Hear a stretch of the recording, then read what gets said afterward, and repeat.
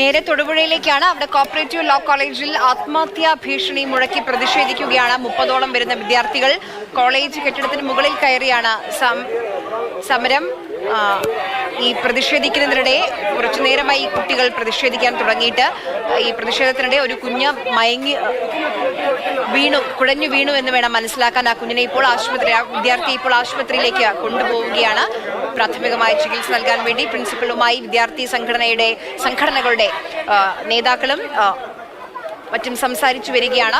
ഈ സസ്പെൻഡ് ചെയ്യാനുള്ള നീക്കത്തിൽ നിന്ന് കോളേജ് പിന്മാറും എന്നാണ് നമുക്ക് ലഭിക്കുന്ന വിവരം. ആ രീതിയിലാണ് ചർച്ചകൾ മുന്നോട്ട് പോകുന്നതെന്നാണ് മനസ്സിലാക്കാൻ കഴിയുന്നത്.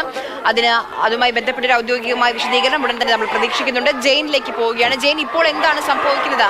ചർച്ചകൾ അവസാനിച്ചോ?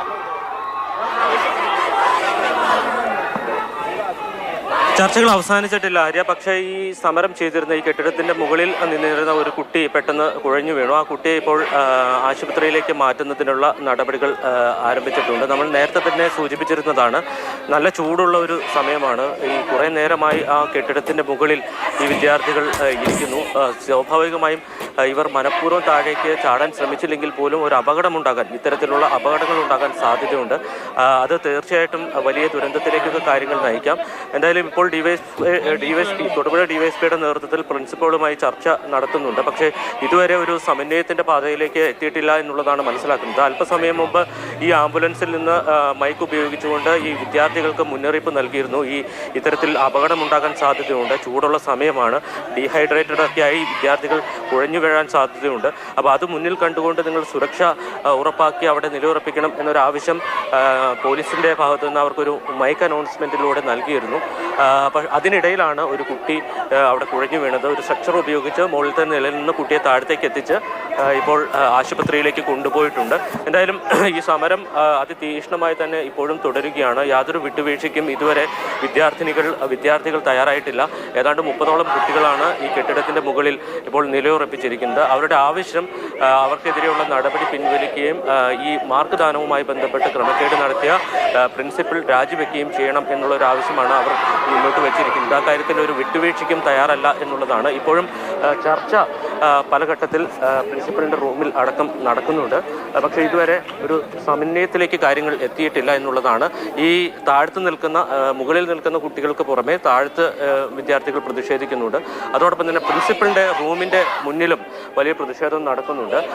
അതേ സമയത്ത് തന്നെയാണ് അവിടെ ചർച്ച പുരോഗമിച്ചുകൊണ്ടിരിക്കുന്നത്. പ്രധാനമായും ഈ കുട്ടികൾ ഉന്നയിക്കുന്നത് ഒരു വിദ്യാർത്ഥിനിക്ക് ഏതാണ്ട് 30 മാർക്കോളം അധികം നൽകി, അവർക്ക് ഇന്റേണൽ മാർക്ക് അധികമായി നൽകി എന്നുള്ളതാണ് പറയുന്നത്. അപ്പോൾ അതുമായി ബന്ധപ്പെട്ട് കഴിഞ്ഞ 2 ദിവസങ്ങളിൽ സമരം നടത്തി വരികയായിരുന്നു. പക്ഷേ ആ സമരത്തിൽ നടത്തിയ വിദ്യാർത്ഥികൾക്കെതിരെ നടപടി സ്വീകരിക്കുകയും ഇപ്പോൾ തഹസിൽദാർ അടക്കം ഇവിടെ എത്തിയിട്ടുണ്ട്. തഹസിൽദാറാണ് വരുന്നത്. ഒരു അടിയന്തര സാഹചര്യം എക്സിക്യൂട്ടീവ് മജിസ്ട്രേറ്റ് കൂടിയായ തഹസിൽദാറാണ് എത്തിയിരിക്കുന്നത്. ഇതുമായി ബന്ധപ്പെട്ട ചർച്ചകൾ ഉടനെ ആരംഭിക്കും, അല്ലെങ്കിൽ അവരുടെ നേതൃത്വത്തിൽ കൂടി കാര്യങ്ങൾ കൈകാര്യം ചെയ്യാൻ കഴിയും എന്നുള്ളതാണ്. ഒരു അടിയന്തര സാഹചര്യം കൂടി പരിഗണിച്ചുകൊണ്ട് തന്നെയാണ് എക്സിക്യൂട്ടീവ് മജിസ്ട്രേറ്റ് കൂടിയായിട്ടുള്ള തൊടുപുഴ തഹസിൽദാർ ബീന മോൾ ഇങ്ങോട്ട് എത്തിയിരിക്കുന്നത്. എന്തായാലും ഈ സമരം അതിതീക്ഷ്ണമായി തന്നെ തുടരുന്നു. എന്താണ് ഈ സമരം ഇപ്പോൾ തീരാൻ ഏതെങ്കിലും രീതിയിലൊരു പ്രിൻസിപ്പാൾ എന്തെങ്കിലും പറയാതെ സമരം തീരുന്ന പ്രശ്നമില്ല. അവർ ഇറങ്ങി വരാതെ എങ്ങനെയാണ് സമരം തീരുന്നത്? ആരും റിപ്ലൈ പോലും തരുന്നില്ല. മാനേജറും വരുന്നില്ല, പ്രിൻസിപ്പാളും വരുന്നില്ല. അവർ വരാതെ ഈ സമരം തീരുന്നില്ല. മാനേജറുമായിട്ട് സംസാരിച്ചിരുന്നു, പക്ഷെ റിപ്ലൈ ഒന്നുമില്ല. അവർ ഇന്നലെ നടന്ന സ്ട്രൈക്കിന്റെ സമയത്ത് ഇവിടെ ഇല്ലായിരുന്നു. അവർ വരാത്തതുകൊണ്ട് തന്നെ അവർക്കിത് അറിയാവുന്ന ഒരു സംശയമാണ്. അവർ തന്നെ റിപ്ലൈ തരുന്നില്ല. ഈ ഒരു വിദ്യാർത്ഥിനിക്ക് കൂടുതൽ ഇന്റേണൽ മാർക്ക് എന്ന് നിങ്ങൾക്ക് എങ്ങനെയാണ് തർപ്പിച്ച് പറയാൻ കാരണമുണ്ട്. കാരണം ആ കൊച്ചിന് 50% താഴെയാണ് അറ്റൻഡൻസ്. ഈ അറ്റൻഡൻസിൽ 95% ഉണ്ടെങ്കിൽ 5 മാർക്ക് വരെ കൂട്ടി കിട്ടാൻ പറ്റത്തുള്ളൂ. അതായത് ഡിറ്റൻഷൻ കിട്ടുന്ന ഒരു കൊച്ചിന് ഒരിക്കലും 20 വേണ്ട ഇന്റേണൽ കിട്ടത്തില്ല. ആ കൊച്ചിന് എല്ലാത്തും 23, 24 ഒക്കെ ഇന്റേണൽ. അത് കാണുമ്പോൾ തന്നെ മനസ്സിലാവും മാർക്ക് കൂട്ടി കൊടുത്തേക്കുന്നതാണ്. ഒരു വിദ്യാർത്ഥിക്ക് മാത്രമാണോ ഇത്തരത്തിൽ മാർക്ക്? ഒരു വിദ്യാർത്ഥിക്ക് മാത്രമായിട്ടാണ് അവർ പറയുന്നത്. പക്ഷെ അവർ പിന്നീട് പറഞ്ഞത് എല്ലാവർക്കും കൂട്ടി കൊടുക്കുന്നുള്ളത്. പക്ഷേ അപ്പോഴും അവർക്ക് ഇഷ്ടമുള്ള പിള്ളേർക്ക് മാത്രമായിട്ട് കൂട്ടി കൊടുക്കുന്നത്. എനിക്കൊക്കെ കൂട്ടി തന്നിട്ട് ഞാൻ കണ്ടിട്ട് പോലുമില്ല എൻ്റെ മാർക്കിൽ. അതിനുശേഷം നിങ്ങൾ ഈ പ്രിൻസിപ്പളുമായിട്ട് ചർച്ച നടത്തിയിരുന്നു? പിന്നീട് പല തവണ ചർച്ച നടത്തുക ചേട്ടാ. എല്ലാത്തിനും അട്ടിമർത്താൻ നോക്കുക, അട്ടിമറിക്കുന്നതാണ് എല്ലാം.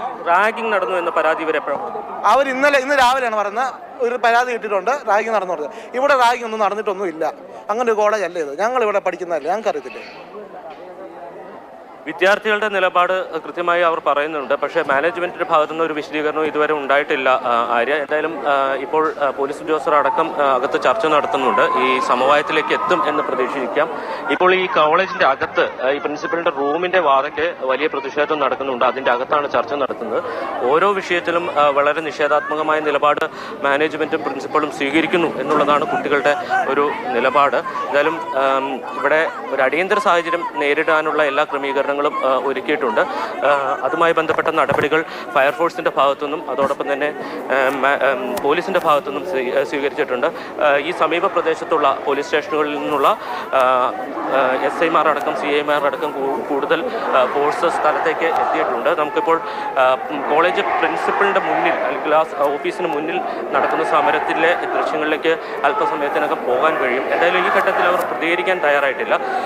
തൊടുപുഴ തഹസിൽദാർ സ്ഥലത്തേക്ക് എത്തിയിട്ടുണ്ട്. ഒരു അടിയന്തര സാഹചര്യം ഉണ്ടായാൽ അക്കാര്യത്തിൽ കാര്യങ്ങൾ ചെയ്യേണ്ടത് അല്ലെങ്കിൽ